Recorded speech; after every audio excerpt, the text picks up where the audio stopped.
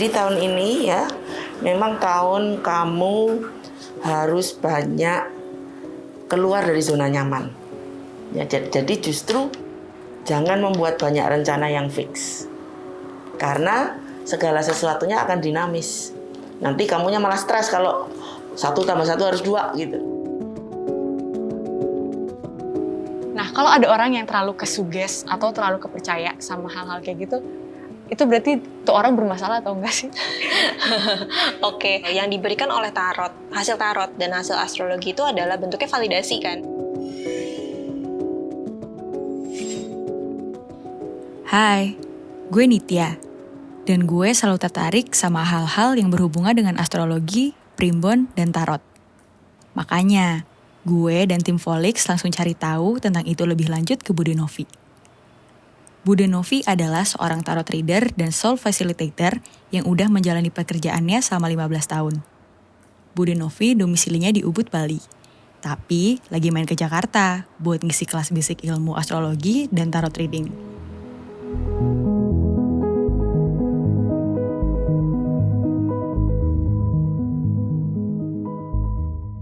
Saya pindah ke Bali tahun 2007. Saya itu bekerja di advertising ya, khususnya pekerjaan sebagai creative director. Sehingga pada satu saat saya stres ya, karena pekerjaan sebenarnya. Nggak tahu kenapa saya jalan-jalan ke Kinokuniya. Nah di sana itu ada satu rak buku dan kartu tarot. Saya tertarik. Ini apa? Saya beli buku, saya belajar sendiri. Saya jatuh cinta. Waktu itu saya sedang mengalami satu depresi yang luar biasa. Ya, karena perceraian saya. Tiba-tiba jam 2 malam saya nangis. Tuhan, saya tidak tahu mau apa dengan hidup saya. Saya baulah rokoknya nenek saya. Tiba-tiba kayak orang dihipnotis. Paginya saya resign. Saya resign itu juga saya tidak tahu saya mau apa. Tapi saya hanya bilang saya pergi ke Ubud. Pergilah saya ke Ubud. Pergi ke Ubud. Saya tidak punya pekerjaan waktu itu. Sampai pada satu hari, uang saya hanya tinggal 10.000. 10.000 atau 20.000. Saya hanya bilang, oke Tuhan, kalau memang Ubud ini jalan hidupku, ya saya tidak mau tahu besok ada jawaban. Saya masih sombong, Tuhannya saya atur. Lah kok bener jam 7 pagi itu ada orang nelpon. Bude, saya punya event. Bude kerja di sini ya. Tak bayar 500.000, saya hanya ngomong dibayar di muka ya. Saat itu saya ditransfer 500.000.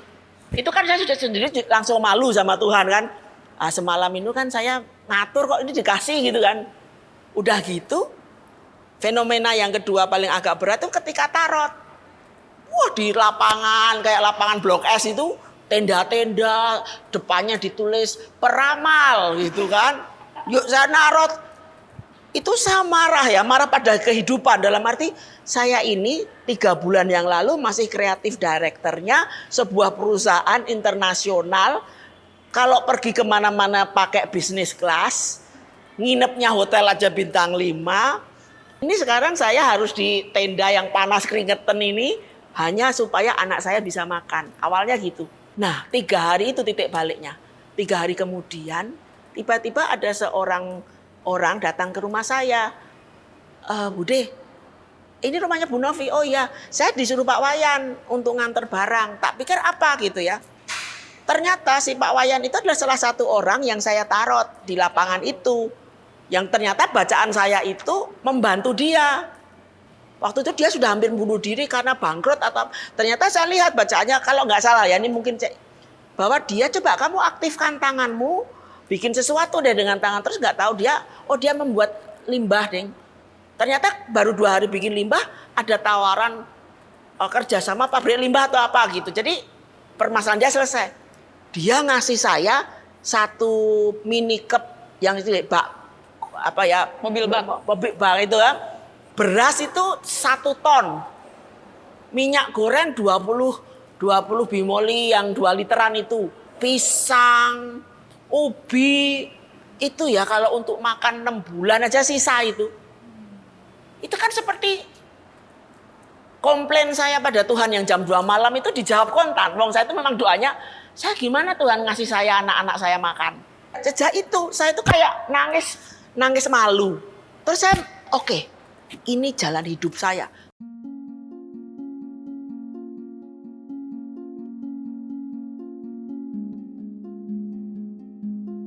Nah, aku jadi mau nanya, misalnya nih, aku mau dibacain tarotnya. Kan itu kartunya random ya keluar. Ya.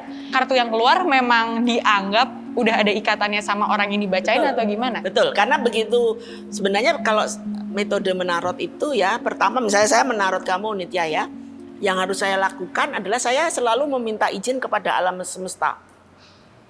Dan kepada Tuhan, kepada leluhur saya, tolong restui saya membaca ini. Dan saya mohon izin kepada kamu, kepada alam bawah sadar kamu, kepada Tuhan kamu, kepada siapapun yang menjaga kamu. Jadi itu baru kosmiknya kebuka. Semua sinkronisiti. Ketika kamu, kan ketutup tuh tarot. Ketika kamu memilih satu kartu, ketika dibuka adalah kartu itu kan sebenarnya kamu terkoneksi dengan universe. Berarti kalau kayak gitu tingkat akurasinya gimana? Gini, tingkat akurasinya tergantung keterbukaan kliennya. Kalau kliennya datang ke saya sudah membuat sebuah blog, pertama blognya adalah tidak percaya. Apaan ini musyrik nih, ini apa? Itu sudah, meskipun bisa saya baca, hasilnya apa? Saya kelelahan, meskipun tetap kebaca.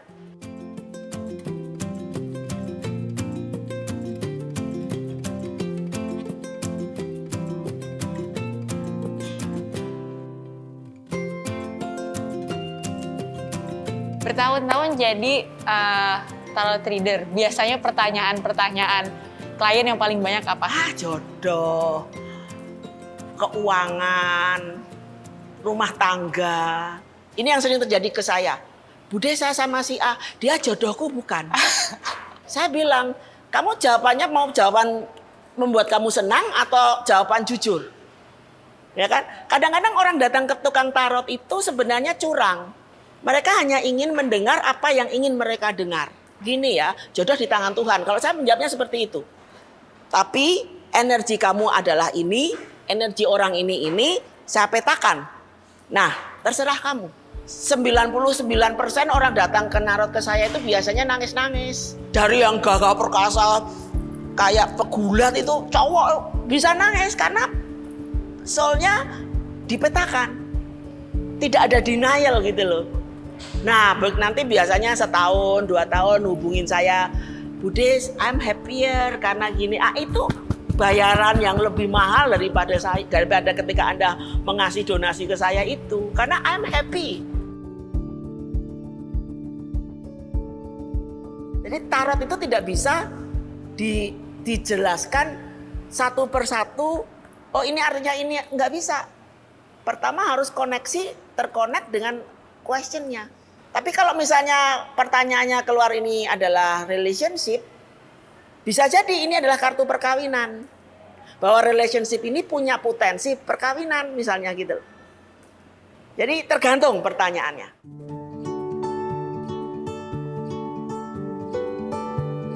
Ngomongin tarot sama Bude Novi gak bakal ada habisnya.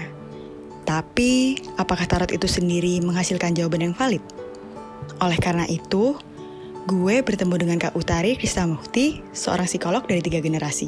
Biasa dipanggil Utari, aku psikolog klinis dewasa yang berpraktek di 3 generasi. Biasanya sih memang aku ngambil kasus terkait tentang kecemasan atau mungkin work-related stress, romantic relationship juga pernah, dan kebetulan juga yang lagi hits kayak tarot itu juga pernah nih ada beberapa yang datang lebih ke membahas sih hasil dari si tarot tersebut sih. Nah, aku tertarik banget untuk nanya nih soal tarot yang mungkin bisa nyerempet-nyerempet juga ke astrologi. Itu sebenarnya kenapa sih Kak seseorang itu kalau dari sisi psikologi itu tertarik untuk nyari tahu tentang itu tuh kenapa? Ini disebut sebagai new age treatment yang memang memberikan insight baru buat mereka, sehingga ini tuh membuat mereka jadi semakin tertarik gitu loh untuk evolve atau berada dengan tarot ini gitu. Jadi tarot ini dilihat sebagai alternatif untuk mendapatkan solusi dari masalah yang dihadapi, terus dapat insight baru, dan ya sebenarnya solusinya juga solusi yang untuk bisa menenangkan diri dalam waktu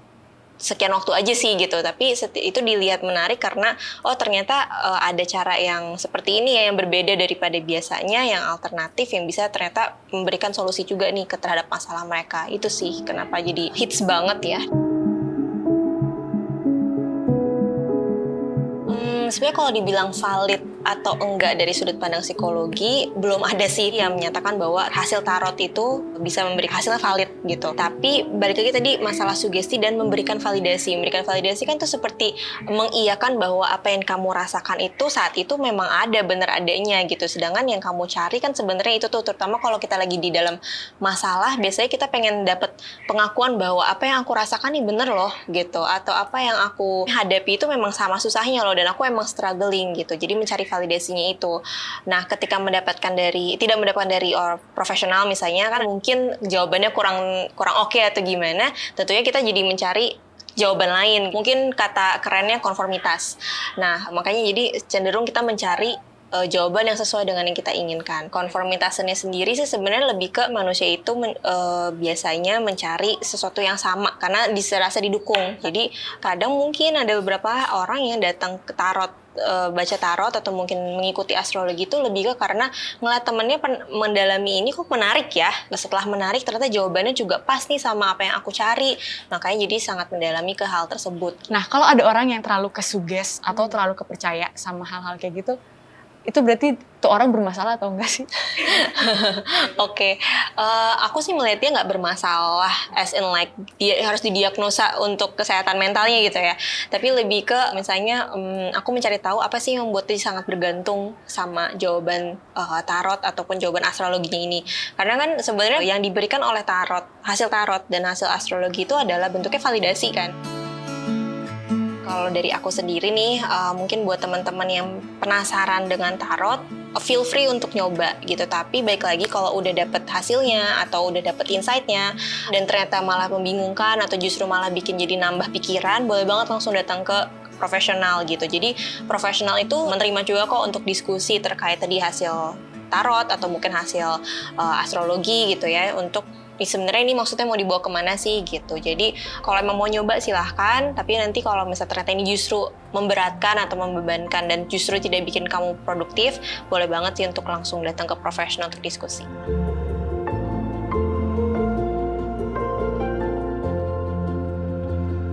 Kalau dari Bude nih ada pesan atau omongan nggak? Misalnya karena kan orang suka kadang miskonsepsi. Kalau kebetulan pembacaannya bagus, orang akan menganggap tukang tarot adalah dukun. Dukun yang melebihi Tuhan. Semua hal ditanyakan pada tukang tarotnya. Nah, ini yang selalu saya cegah. Saya cegah, makanya saya tidak mau orang justru kecanduan pada saya.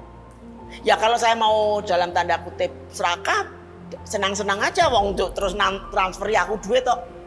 Tapi saya sebagai etika pekerjaan saya merasa sedih dengan orang seperti itu.